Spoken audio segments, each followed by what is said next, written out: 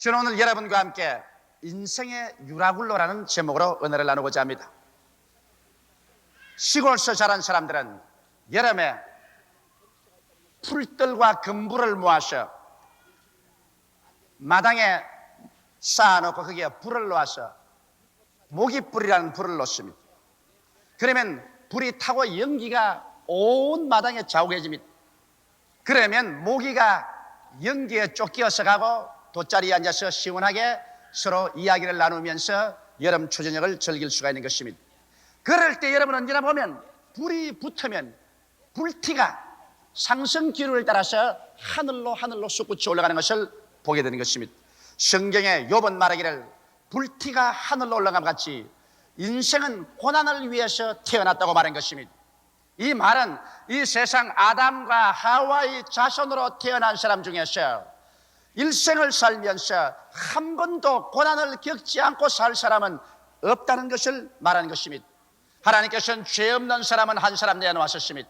나사렛 예수 그리스도 죄 없이 잉태되시고 죄 없이 태어나셔서 33년 사시고 남의 죄를 대신해서 십자가에 못 박여 죽었다가 3일 만에 부활하셔 성천에서 만왕의 왕 만주의 주로 계신 예수 그리스도만은 죄 없이 태어나시지만은, 그러나 고난 없이 태어난 사람은 한 사람도 이 세상에 없은 것입니다.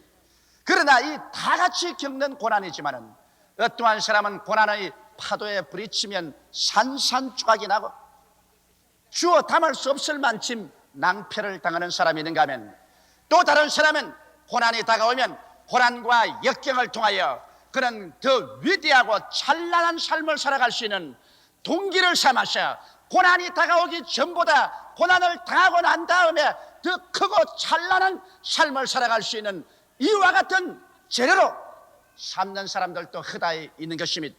저는 오늘 이 시간에 인생 고난 풍파, 자연 고난 풍파를 통해서 어떻게 사도 바울 선생이 이 역경과 고난을 이겨나갔는가 그 사실을 설명을 해드리고, 이로 말미암아 우리 한 사람 한 사람도 고난을 통해서 우리는 그것을 능히 이기고 살아갈 수 있는 길을 모색해 보고자 하는 것입니다. 사도 바울 선생은 주님이 택한 제자 중에 가장 위대한 제자입니다. 주님 생존 시에 택한 12제자에게는 들어가지 못했지만은 주님께서 부활하시고 난 다음에 주께서 바울을 택하셔서 이방인의 사도로 삼으신 것입니다. 그래서 그는 눈부신 활력으로 이방 세계 복음을 전가하다가 예루살렘에서 유대인들에게 체포되어 로마 사람에게 넘겨졌고 그 길로 전전하면서 갖은 수모와 고난을 당하시다가 이탈리아에 가서 시자 앞에서 재판을 받기 위해서 그는 체포되어 압송을 당하는 과정이 있었습니다. 마침 그때 아우구스토 대백부장 율리오라는 사람이 많은 죄수를 거느리고서 로마로 가서 로마의 법정에 넘겨주려고 한 것입니다. 이래서 그와 함께 죄수의 무리 속에 수갑을 차고 바울 선생은 끌려가게 된 것입니다. 그래서 율리오가 탄 배는 길리기아와 밤빌리아 바다를 건너 루기아의 무라성이라는 곳에 이르렀는데, 그게 마침 이탈리아로 직행하는 알렉산드리아라는 배가 있었던 것입니다. 그래서 아주 기쁘게 생각하고 이 백부장 율리아는 다른 죄수와 바울을 그 알렉산드리아 호에 다 태워가지고서 출발했는데 바람이 잘 불지 않으니 그 옛날에는 범선이라 배가 겨우 그저 기어서 건너가듯이 가다가 나중에 미항까지 왔습니다. 미항에 도착하자 바울 선생이 매일같이 하나님 앞에서 죄수이지만은 기도를 하고 있었습니다. 비록 수족은 묶인 죄수이지만은 그러나 그 마음은 묶이지 않은 자유인이었습니다. 그러나 하나님께 늘 기도하는데 미항에 왔었을 때 하나님의 계시가 임한 것입니다.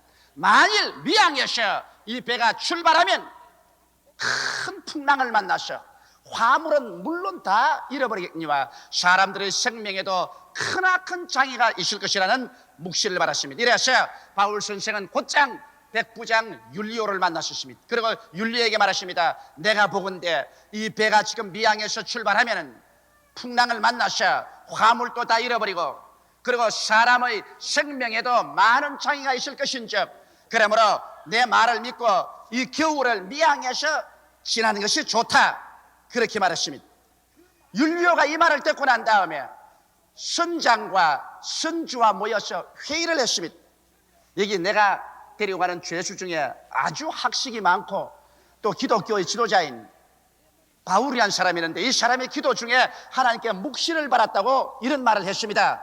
다른 말이 아니라 풍랑을 만나서 배가 파손되고 화물은 다 있고 사람들의 생명에도 위험이 있으니까 미항을 떠나지 말고 여기에서 겨울을 지나는 것이 좋다고 말하는데 당신네들은 어떻게 생각합니까? 선장이 가가 대수하고 웃습니다. 도대체 내가 뱃사람으로 지중해의 연안을 나는 평생을 이 배를 가지고 왔다 갔다 하는 사람인데 바다 물길은 내가 알지. 백명서생인 그 바울이란 그 종교인이 어떻게 바다 형편을 안단 말이요. 그런 우스운 소리 하지 마시오. 계시가 다 어디 있어요? 이 세상에, 과학적인 세상에 해류를 따라 기류를 따라 경험을 얻고 내가 과학적인 지식을 가진 내가 알지. 그런 어리석은 소리 하지 마시오. 그러자 또 선주는 선주대로 하루속히 화물을 싣고 이탈리아에 가야 물건을 팔고 자금을 순회가 잘 때므로 돈을 한 푼이라도 많이 벌겠단 말입니다. 그래서 겨울을 미항에서 보낸다는 것은 상당히 물질적인 손실이 가므로 그래 이 두 사람이 백부장 율리아에게 단호하게 말한 것입니다. 선장과 선주가 합쳐가지고서 여기 미항에 있을 것이 아니라 우리가 좀 더 가면 이탈리아에 좀 가깝고 항구도 좋은 베닉스에 가서 베닉스에 거하면 얼마나 좋노. 항구도 좋고 시설도 좋고 거기 과동하기도 좋고 그 다음 봄철이 오면은 곧장 이탈리아로 건너가기도 좋고 하니까 베닉스로 가자. 그래서 백부장 율리아가 그 말을 들으니 바울 선생의 말은 어리석게 보이고 선장과 선주의 말이 타당해 보이는지라 그래서 그들은 선장과 선주에게 명하여서 높이 돛을 달고 닻을 올리고 배를 출항하게 하는 것입니다. 바울은 벌써 그들이 무서운 시련을 향해서 출항하는 것을 알고 있었습니다. 그러나 그것을 꿈에도 모르는 선장과 선주와 죄수들과 거기에 타고 가는 모든 선객들은 이게 양양해서 그래서 바람이 마치 불어오니 모든 것이 다 자기 의지되는 줄 알고 출발해 가다가 얼마 있지 않냐여 내륙 지방에서 유라굴로라는 거센 폭풍의 바람이 휘몰아쳐 바다를 때리니 얼마 있지 않냐여 순식간에 바다는 지옥같이 변화되고 말한 것입니다. 파도는 새산더미같이 다가오고 그리고 바람은 천지를 변화시킬 만한 거센 소리를 내고서 다가오는 것입니다.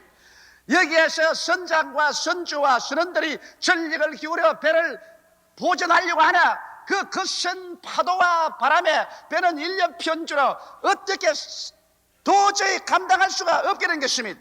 이래서 별 수 없이 사람이 거센 풍랑을 만나 목숨에 위험하니까 하루 견디다가 이튿날에는 배를 가볍게 하기 위해서 그렇게 선주가 자기 목숨처럼 아끼는 화물을 모두 다 바다에 던집니다. 돈 보따리들을 전부 바다에 던집니다. 선주는 눈물을 흘리면서 그 모든 화물을 던졌습니다. 그러고 난 다음에 사흘째 계속해서 바람이 불고 파도가 치고 천지가 칠흑같이 어둡고 온 세계가 뒤엎어지는 것 같으며 이제는 배의 기구조차도 배의 무거움으로 이 선장과 선원들이 자진해서 배의 기구조차 다 버리고 말한 것입니다. 이래서 배는 이제는 오직 배와 사람들만 타고서 목적도 방향도 없이 바람이 치면 불리는 대로 파도에 밀리면 밀리는 대로 하늘에 솟았는가 하면 지옥 바다까지 떨어진 같이 파도에 출렁이며 모든 사람들은 정신을 잃고 쓰러지고 이리 뒹굴고 저리 뒹굴며 토하고 처참한 전경이 벌어진 것입니다. 이것이야말로 생지옥의 비극적인 상황 속에 떨어지고 말한 것입니다. 그래서 그들은 유라굴라를 만나서 이제는 사경이 이른 것입니다. 여기에서 여러분 우리가 알아야 될 것은 왜 이 알렉산드리아호가 유라굴라를 만나지 아니하시면 안 되었습니까? 유라굴라의 풍랑이라는 것은 이것은 어찌할 수 없습니다. 유라굴라는 오기도 하고 가기도 하고 일어나기도 하고 잠자기도 하는 것입니다. 왜 구태여 알렉산드리아호가 유라굴라를 만나야만 되었습니까? 그 이유는 이 선장의 교만, 선조의 탐욕 때문인 것입니다. 만일 그들이 사도 바울 선생의 말을 듣고 하나님의 그 발 앞에 엎드려 하나님께 귀를 기울이고, 그래서 눈에는 아무 증거 안 보이고 귀에는 아무 소리 안 들리고 소리는 잡히는 것 없다고 할지라도 인간의 지혜나 인간의 지식이나 인간의 오만을 버리고 인간의 교만을 하나님 앞에 굴복시키고 인간의 탐욕을 하나님 앞에 굴복시켰더라면 유라굴라의 풍랑은 피할 수가 있었습니다. 하나님께서는 여러분과 내가 환난과 시험과 풍랑을 당해서 처참히 파괴되는 것을 원치 않기 때문에 이모로 저모로 미리 그것을 경고해 주시는 것입니다. 그러나 인간의 교만, 인간의 탐욕이 스스로 유라굴라를 향해서 걸어 들어간다는 것을 잊지 말아야 되는 것입니다. 여기에서 이 알렉산드리아라는 배가 처참하게 된 이유는 하나님을 원망할 수도 없고 천재지변을 원망할 수도 없습니다. 이것은 오직 선장의 교만과 선조의 탐욕 때문에 그들만 스스로 절망 상황에 떨어진 것이 아니라 배에 탄 수많은 사람들을 한꺼번에 가장 처참한 절망으로 휘몰아치고 말한 것입니다. 이렇기 때문에 교만과 탐욕이 유라굴라를 부른다는 것을 잊지 말아야 되는 것입니다. 오늘날 나는 수많은 사람들이 파탄하는 것을 보아왔었습니다.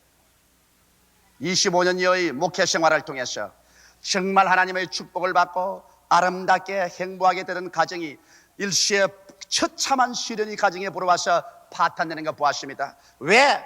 남편의 마음속에나 아내의 마음속에 교만과 탐욕이 들어오자 유라굴라의 풍랑이 가정을 산산조각 내는 것 보았습니다. 사업가들이 사업을 잘해 나갑니다. 이런 상태로 나가면 얼마 있지 않아야 참 훌륭하게 사업도 잘 되고 깊은 뿌리가 박힐 것이라고 생각하는데 갑자기 이 사람의 마음속에 유혹이 들어와서 그만 스스로 교만해져서 머리를 내어 흔들기 시작하고 그 다음 탐욕이 들어와서 자기 분수를 넘어서 손을 내어 밀고 빚을 갖다 놓고 차관을 가져오고 투자를 하고 야단법석을 해서 제일 처음에 흥청망청합니다. 그러나 벌써 운명은 결정되었습니다. 왜? 교만과 탐심이 있는 곳에는 유라굴라의 풍랑이 벌써 다가오기 시작하는 것입니다. 아는 게 아니라 얼마 있지 않다가 유라굴라의 풍랑을 만나서 부도가 나고 파산이 나고 수많은 사람에게 충격을 갖다 오고 끔찍한 뉴스거리가 되고 처참한 파탄이 다가오는 것입니다. 인생에게 가장 무서운 여러분 두 가지 죄가 교만과 탐욕인 것입니다. 교만은 패망의 선봉이요 멸망의 앞장이며 탐심은 우상 숭배이기 때문에 하나님께서는 이 교만과 탐욕 이 두 가지를 용납하지 않습니다. 마귀는 바로 교만과 탐욕의 완전히 뭉쳐진 것입니다. 이렇기 때문에 오늘 이 시간에 여러분과 나의 미래에 관해서 우리가 점쳐볼 필요 없습니다. 내 마음속에 장차 내가 하나님의 축복과 은혜 가운데서 영혼이 잘됨같이 범사에 잘되며 간거라고 생명을 얻되 넘치게 얻으며 살 것이냐, 그렇지 않으면 연속적인 유라굴라의 풍랑을 크고 작은 걸 만나서 박살이 날 것이냐, 이것은 내 속에 교만이 있느냐 탐욕이 있느냐 이것을 따져보고 교만과 탐욕을 깨뜨리고 하나님의 그 발 앞에 엎드리면 유라굴라의 풍랑을 피할 수가 있게 되는 것입니다. 그러면 나는 유라굴라를 극복한 바울에 대해서 말씀해 드리겠습니다. 모든 사람들이 알렉산드리아호에서 절망에 처했을 때 유라굴라를 만나시나 그 유라굴라 속에서 홀로 바울 선생만은 승리자로 일어나서 약 풍랑을 만난 14일 이후에 바울은 일어나서 위대한 그 말씀으로 그 속에 있는 사람들을 격려하고 위로하고 삶의 길로 이끌어진 것입니다. 거기에서 바울이 제일 먼저 일어나서 하는 말은 뭐냐면, 여러분이 이제 안심하라. 나의 속한 바 나의 섬기는 하나님께서 천사를 간밤에 보내서 내게 말씀하기를 이 배는 잃어버리나 너희들에게 생명의 손상은 없을 것이라고 말했다. 나는 하나님이 말씀한 그대로 믿노라. 이 말 속에 유라굴라를 극복한 바울 선생의 위대한 신앙 철학이 들어있는 것입니다. 첫째로 바울 선생은 당신의 소속이 분명했습니다. 바울은 말하기를 나의 섬기는 나의 속한 바 하나님. 오늘날 아담과 하와의 자손은 하나님께로부터 쫓김을 받고 버림을 받고 나온 이유로 자기의 소속을 잃어버리고 말한 것입니다. 어디에서 와서 무엇 때문에 살며 어디로 가는지 알지 못하기 때문에 자기가 소속된 것을 모르므로 그저 자기 중심으로 살아서 자기의 지식, 자기의 지혜, 자기의 수단, 자기의 방법, 자기의 주목을 믿고 교만해지는 것입니다. 소속이 분명해지면 교만해질 길이 없는 것입니다. 바울 선생께서는 하늘과 땅과 세계와 그 가운데 모든 것을 지으신 하나님께 나는 속해 있으며 하나님의 아들 예수 그리스도께서 나를 위하여 십자가에 못 박여 몸짓고 피 흘려서 그 값으로 나를 사주었기 때문에 나는 값주고 산 하나님께 소속한 하나님의 노예요, 하나님의 종이요, 하나님 나라의 청지기로서 일한다.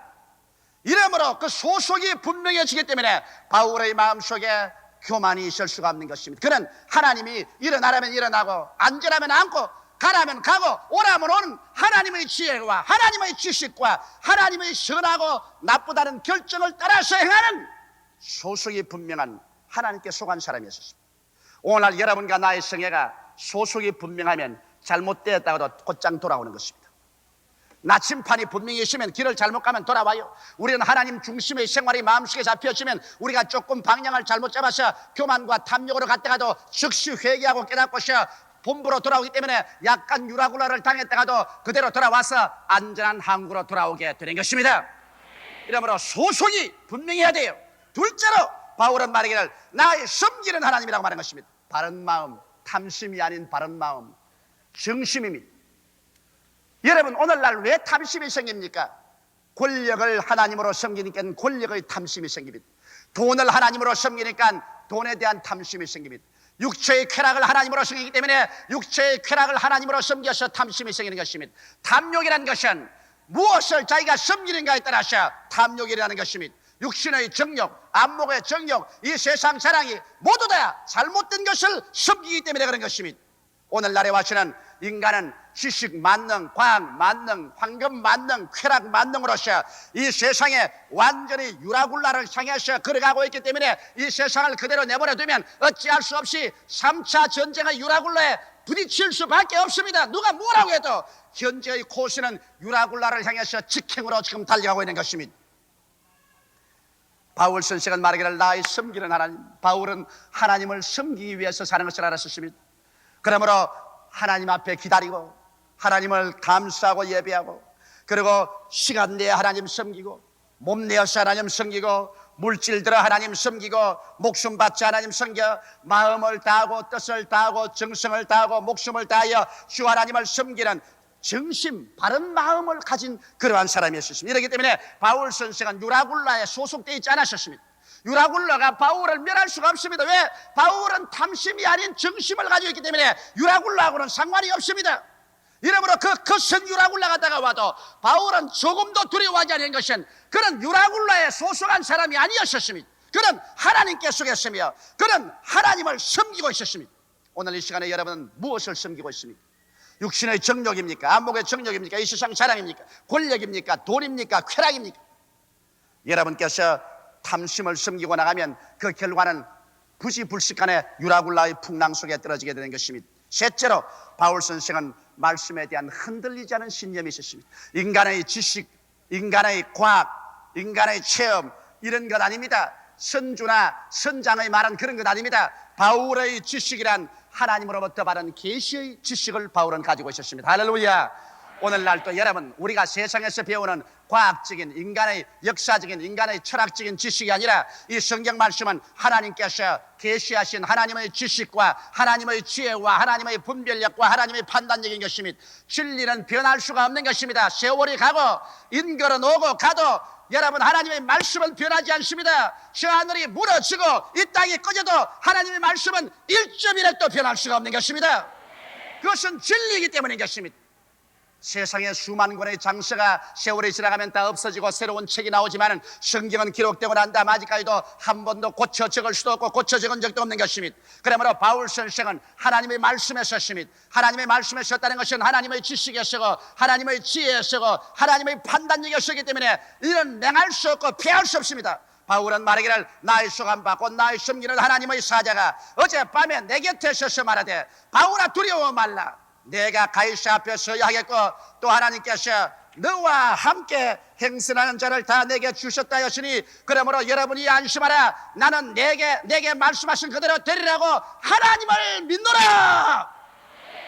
흔들리지 않은 바람이 불고 파도가 치고 하늘이 먹장같이 어둡고 천지가 무너진 것 같아도 바울은 그것을 믿지 않고 나는 하나님을 믿노라고 말할 수가 있는 것입니다. 이러므로 바울 선생은 유라굴로에 속하지 않았습니다. 그는 교만하지 않았고 탐심이 없었고 말씀에 서서 그는 유라굴라를 능히 극복하고 그와 함께 탄 사람조차 다 구출하여 섬에 도착하고 로마까지 바울 선생은 그들을 안심하게 이끌어갈 수 있는 영의 지도자가 되었고 마음의 지도자가 되었으며 그들의 생명의 은인이 될 수가 있는 것입니다. 사랑하는 성도 여러분, 오늘날 여러분과 나는 이 생을 살면서 유라굴라의 혹독한 풍랑에 부딪혀 피투성이가 될 수도 있고 이를 피하고 승리할 수도 있는 것입니다. 인생을 살아갈 동안 유라굴라 같은 풍랑을 전혀 경험하지 않을 수는 없지만은 그러나 이와 같은 풍랑을 미연에 방지하거나 그 풍랑을 잠잠케 한 유일한 길이 있습니다. 이것이 하나님 앞에 나아가서 예수 그분 앞에 무릎을 꿇고 교만을 회개하고 탐욕을 버리고 주께로 돌아오면 유라굴라의 풍랑은 잠잠해지고 여러분은 유라굴라의 풍랑의 고수를 피하셔 여러분은 안전한 항해를 하고 영혼이 잘됨같이 범사의 잘됨에 간결하고 생명을 얻되 넘치게 있는 삶을 살 수가 있게 되는 것입니다. 이러므로 오늘 이 시간에 모두 다 바울과 같은 성도 되기를 주의 이름으로 축원합니다. 기도드리십시다. 살아계신 하나님 아버지, 우리 다 오늘 예수 그리스도를 구주로 모시고 우리의 소속이 분명하고 우리의 섬기는 것이 분명하고 말씀에 대한 믿음이 확실하여 유라굴라의 풍랑을 피하고 이기고 나가는 우리 성도들이 다 되게 하여 주시옵소서. 인생 풍파의 유라굴라에 산산조각으로 깨어지는 자 없게 하여 주시옵소서. 예수님 이름으로 기원하옵나이다. 아멘.